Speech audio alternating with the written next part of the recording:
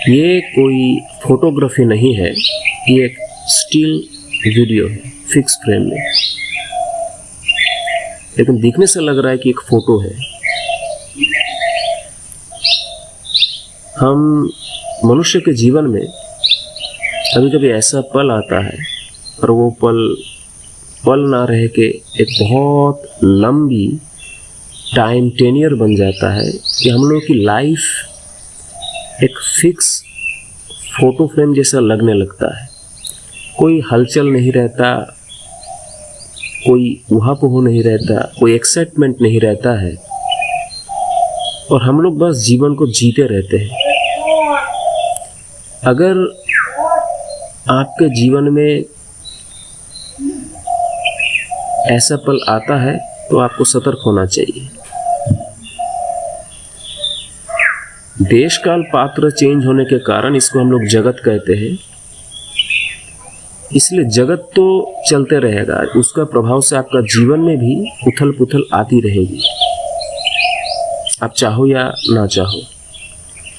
तो जीवन में हम लोगों के संस्पर्श में कभी कभी ऐसे कुछ लोग आते हैं जो किसी भी टर्मोइल में या एक्सेसिव प्लेजरेबल कंडीशन में भी उनके माइंड में कोई अनवांटेड एक्सेसिव हलचल नहीं पैदा होता, वो सेल्फ कंटेंट रहते हैं, उनमें कोई डिस्टरबेंस नहीं क्रिएट होता लॉन्ग टर्म के लिए, लॉन्ग टेनियर के लिए, और वे किसी भी परिस्थिति को इजीली जल्दी एडप्ट कर लेते हैं और अपने माइंड को उसके अकॉर्डेंस ढाल लेते हैं और अपने जो मेंटल इंटरनल प्लेट है, साइको स्पिरिचुअल है, साइकिक प्लेट, उसको डिस्टर्ब नहीं होने देते। वो अपना कोर वैल्यूज को समझते हैं, लेकिन ऐसे लोगों की संख्या बहुत कम है और इस चीज़ को मेंटेन करने के लिए स्पिरिचुअल टच बहुत ज़रूरी है।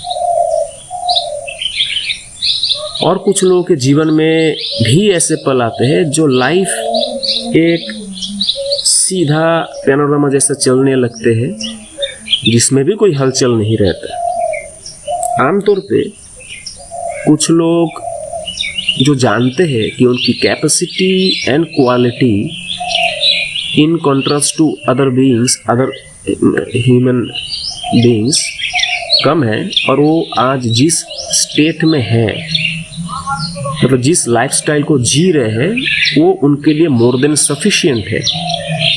एक्चुअली वो उसको डिजर्व नहीं करते हैं, तो इसको एक्सेप्ट कर लिए है, इसलिए वे उस लाइफस्टाइल को चेंज नहीं करना चाहते। इसलिए जैसा भी चल रहा है उसको चलने देगा, अच्छा भी हो सकता है, बुरा भी हो सकता है, क्योंकि वो जानते हैं कि इस लाइफस्टाइल को मैं मेंटेन करने की हालत में हूँ नहीं, इसलिए इसको पकड़ कर रखना है।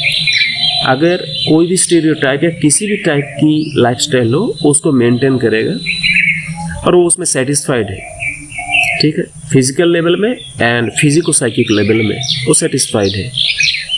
तो इसमें कोई प्रॉब्लम नहीं है, दुनिया को जवाब देने की ज़रूरत नहीं है कि मैं ऐसा क्यों हूँ, ऐसा क्यों। भाई हर इंसान को जीने की एक ख्वाहिश है और उसकी राइट भी है। तो कोई अगर किसी भी राइट वे में जी रहा है, दूसरों को डिस्टर्ब ना किए, दूसरों को क्षति हानि ना पहुँचा के, तो it's okay, no problem at all.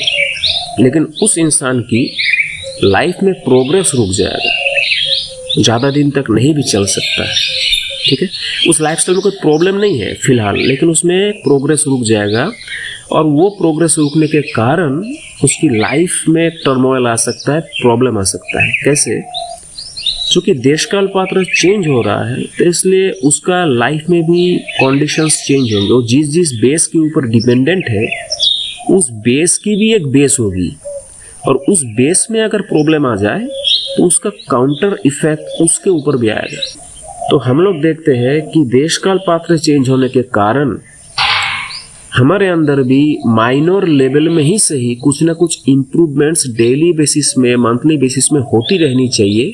क्योंकि मैं अगर मेरा प्रेजेंट स्टेट ऑफ लाइफस्टाइल को मेंटेन करना चाहता हूँ, तो मुझे नहीं चाहते हुए भी, है ना, अपने आप को इम्प्रूव करते रहना पड़ेगा, क्योंकि दुनिया आगे चला जा रहा है। मैं अगर स्टेबल हूँ कहीं, तो एक्चुअली मैं स्टेबल नहीं हूँ, मैं डाउनग्रेड हो रहा हूँ, क्योंकि दुनिया तो आगे जा रहा है। तो स्टेबिलिटी नाम की कोई चीज़ नहीं है। तो इसलिए उन लोगों के लिए भी सतर्क होना जरूरी है जो स्टीरियोटाइप एक फिक्स लाइफस्टाइल जी रहे हैं और सोच रहे कि ऐसे ही मेरा जीवन बीत जाएगा। और केवल फिनेंशियल साइड से ही, एंगल से ही मैं नहीं बोल रहा हूँ। एक फिजिकल एंगल हो सकता है, एक मेंटल एंगल हो सकता है, साइको फिजिकल एंगल हो सकता है, कुछ भी हो सकता है।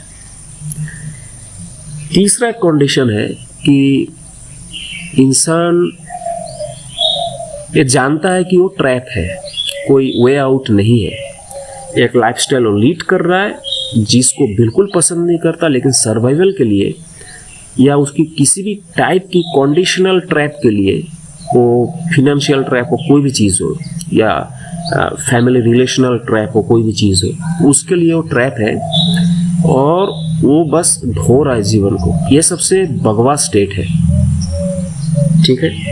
इस स्टेट से निजात पाने की ज़रूरत सबसे ज़्यादा है। अब इसमें निजात कैसे पाया जाए, उसके लिए भी उनको इवैल्यूएशन, रिवैल्यूएशन सब करना पड़ेगा। बहुत समय हम लोगों की हार्मोनल सिक्रेशन डिसबैलेंस होने के लिए, हम लोग के अंदर शररिपु अष्टपाश की बंधन या दूसरे वृत्तियों की बंधन ज़्यादा होने के लिए बहुत समय आजकल ज़्यादातर हम लोग जो हम लोगों की needed responsibilities to be discharged, मतलब हम लोग को जो नैतिक जिम्मेदारी जिसको पालन करना है वो भी हम लोगों के लिए बर्डन महसूस होता है।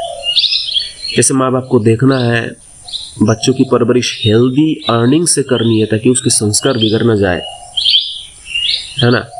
फिर पति या पत्नी जो भी अर्निंग बॉडी है उसके ऑपोजिट में जो रहते हैं, मतलब पति कमा रहा है तो पत्नी हो गई घर में हाउस वाइफ, पत्नी कमा रहा है तो पति होंगे, तो या दोनों ही कमा रहे हैं, तो उस कंडीशन में एक दूसरे की फरमाइश अगर इलीगल वे में पैदा हो रहा है, अगर ऐसा है कि उनकी core values of life disturb हो रहा है, तो उसमें हम लोग को रिवैल्यूएट करना है। क्योंकि कहीं हम ऐसे चीज़ से तो डिस्टर्ब हो रहे हैं कि जो एक्चुअली डिस्टर्बेंस की कॉज नहीं है, हमारी ह्यूमैनिटेरियन वैल्यूज़ को मेंटेन करने की एथिकल लॉज है। आज के समय में घर घर में जो क्लेश है उसके पीछे इन जनरल कोई क्लेश के कारण ही नहीं है। आदमी के अंदर सफिशिएंसी है लेकिन कोई कॉम्प्रोमाइज़ नहीं करना चाहता। तो इसको ज़रूर काउंट करें जब आप कोई बर्डन लाइफ से रिलीफ पाने की चेष्टा करें। दूसरी एक चीज़ होगी कि फिनेंशियल साइड या उसकी बोरिंग वर्क स्टाइल, जो ऑफिस कल्चर है, बकवास ऑफिस कल्चर आजकल जनरेट हुआ है, तो उससे बचना कैसे, इसके लिए आपको सोचना है। क्योंकि आप इस तरीके से 10 साल, 5 साल, 20 साल जी सकते हो, प्रॉब्लम नहीं है, लेकिन आफ्टर ऑल अगर आप सेटिस्फेक्शन की बात करो तो बिल्कुल नहीं होगी। लेकिन बहुत समय ऐसा होता है कि हम लोग ह्यूमन बीइंग हैं, हम लोगों की एक्चुअली ह्यूमन बीइंग तब है जब हम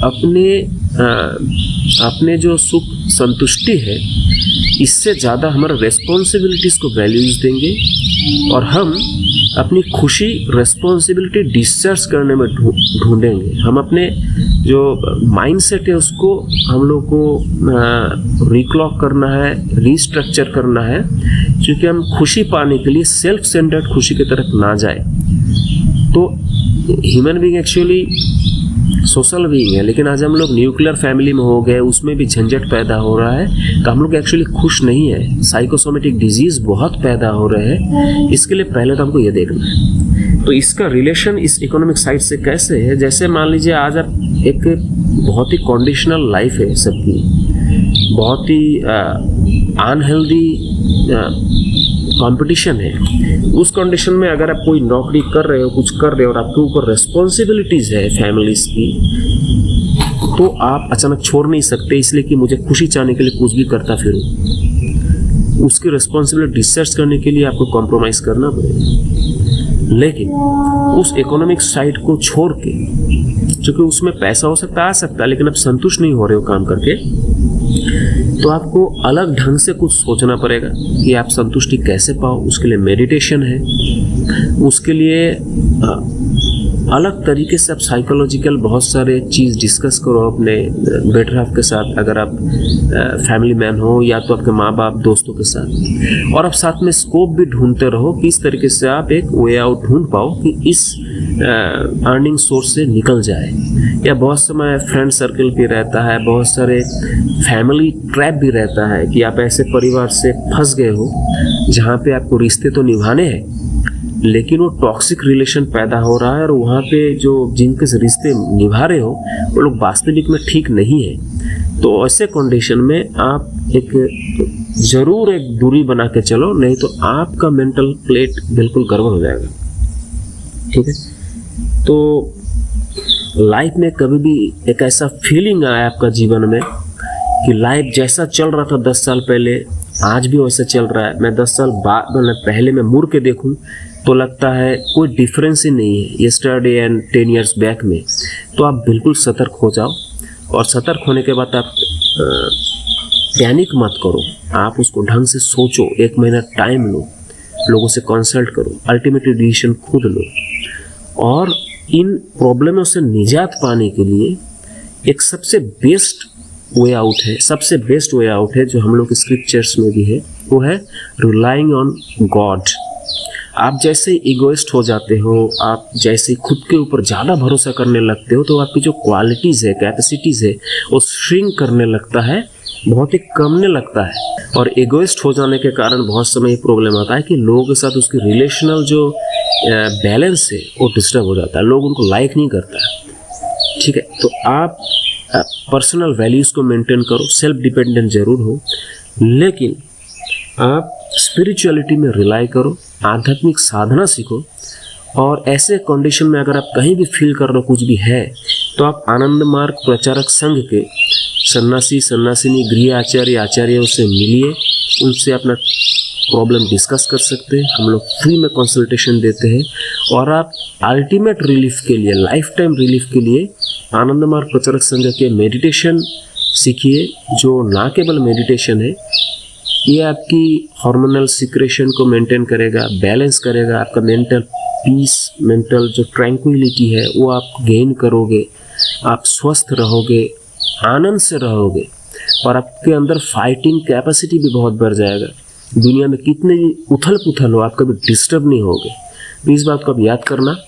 और ये वीडियो अगर आपको अच्छा लगे तो मैं चाहूँगा इसको लाइक करें, शेयर करें और चैनल को सब्सक्राइब भी करें। आपका दिन शुभ हो।